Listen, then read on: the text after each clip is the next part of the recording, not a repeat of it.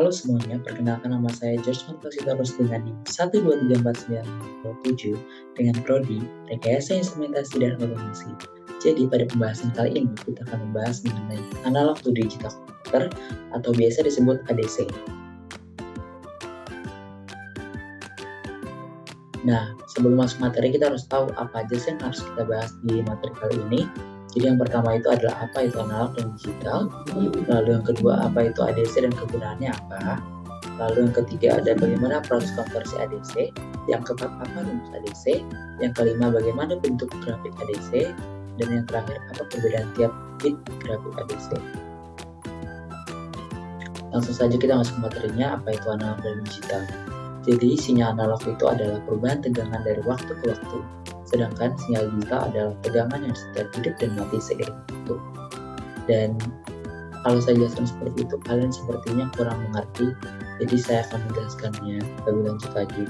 Jadi artinya itu tegangan sinyal analog itu terus-menerus berubah, seperti naik dan turun di setiap perubahan waktu, di mana semua waktu memiliki bisa tegangan sinyal analog tertentu. Sedangkan sinyal digital tidak terus-menerus berubah di setiap perubahan waktunya, karena sinyal digital itu hanya memiliki dua nilai, yaitu 0 dan 1, yang bergantian seiring perubahan waktu. Jadi di sini aku juga tampilin bagaimana bentuk sinyal analog. Beginilah bentuk sinyal analog dan beginilah bentuk sinyal digital. Langsung saja ke materi selanjutnya, apa itu ADC dan kegunaannya. ADC adalah kepanjangan dari analog to digital converter yang berfungsi untuk mengubah input analog menjadi kode gede digital atau bit biner. Jadi ADC ini banyak digunakan sebagai pengatur proses industri, komunikasi digital dan rangkaian pengukuran dan pengujian. Dan saya di sini juga menampilkan bagaimana bentuk grafik dari ADC tersebut. Nah, selanjutnya itu bagaimana proses konversi ADC.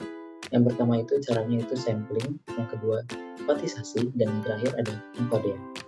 Jadi penjelasan dari materi proses konversi ini, yang pertama sampling. Sampling itu proses dimulai dengan pengambilan sampel dari sinyal analog. Ini dilakukan dengan mengukur nilai tegangan sinyal pada interval waktu tertentu. Yang kedua kuantisasi, nilai tegangan yang diukur selama proses pengambilan sampel kemudian dikonversi menjadi bentuk digital melalui proses kuantisasi. Yang ketiga ada encoding atau pengkodean. Setelah kuantisasi, nilai digital yang dihasilkan diubah menjadi kode biner. Ini dilakukan dengan mewakili setiap nilai kuantisasi sebagai kombinasi bilangan agung. Nah, selanjutnya apa itu rumus ADC? Yang pertama itu rumus ADC itu ada menentukan di jumlah digit atau desimal pada bit. Jadi rumusnya itu digit sama dengan 2 pangkat n dikurang 1, di mana n itu adalah bitnya. Contohnya yaitu kita ada contoh pertama 8 bit. Jadi kita masukin aja rumusnya 2 pangkat 8 dikurang 1, yaitu 25. 2 pangkat 8 adalah 25 dan dikurang 1 menjadi 255. Jadi rentang digit pada 8 bit adalah 1 sampai 200. Yang kedua rumusnya ada resolusi ADC, yang dimana resolusi ADC itu mengukur sejauh mana suatu ADC dapat membagi rentang tegangan input menjadi level discrete. Rumusnya yaitu Q atau resolusi sendiri sama dengan V referensi dibagi 2 pangkat n. Nah, di sini juga ada contohnya, diketahui n-nya itu 2 bit dan V referensinya itu 5V. Jadi kita masukkan aja rumusnya I sama dengan 5V dibagi 2 pangkat 2 bit sama dengan 5 dibagi 4, maka hasilnya 1,25 volt. Selanjutnya rumus terakhir yaitu digital output code. Rumusnya itu adalah analog dibagi referensi input dikali 2 pangkat n dikurangi 1. Contohnya yaitu kita diketahui analog inputnya itu 10 volt, referensi inputnya itu 5 volt dan n-nya itu 8 bit. Maka kita langsung masukkan aja rumusnya 10 volt dibagi 5 volt dikali 2 pangkat 8 dikurang 1 menghasilkan 510 volt. Setelah kita menghitung, kita harus tahu bagaimana bentuk grafik ADC. Setelah penghitungan yang di slide sebelumnya yang 8 bit itu, kita dapatkan hasil rentang itu dari 1 hingga 255. Tepat ya teman-teman. Selanjutnya untuk grafik ADC 12 bit kan kita belum hitung ya di slide sebelumnya, kita coba hitung ya teman-teman. Nah, tadi kan kalau kalian ingat rumusnya itu adalah 2 pangkat N dikurang 1 ya teman-teman. Maka untuk 12 bit ini, jadi 2 dipangkatkan 12 dikurang 1. Nah, untuk 2 pangkat 12 itu perkiraan hasilnya itu 4096. Nah, itu belum dikurang 1. Kurang 1. Hasilnya jadi 4095. Jadi, untuk grafik ADC 12 bit ini rentangnya itu dari 1 hingga 4095 ya teman-teman. Nah, selanjutnya ada grafik 16 bit. Untuk grafik 16 bit ini kita bisa hitung dengan cara yang sama, yaitu dengan cara 2 pangkat N dikurang 1 sama dengan 2 dipangkatkan dengan 16 dikurangi 1.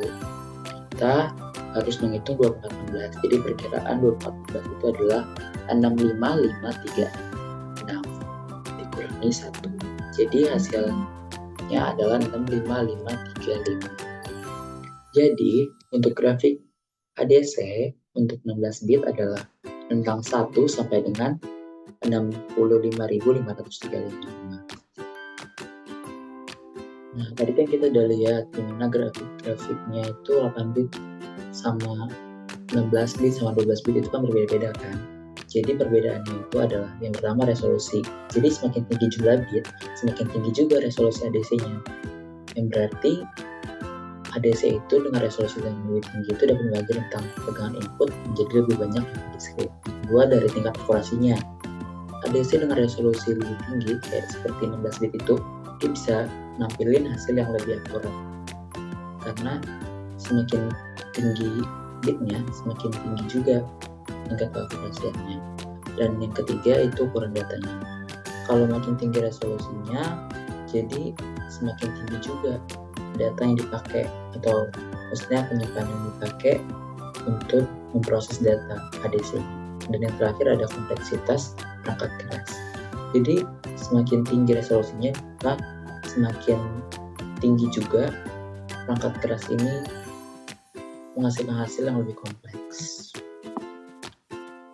Oke, sekian presentasi dari saya, teman-teman. Terima kasih sudah menonton. Jangan lupa like, comment, dan subscribe ya teman-teman. Dadah!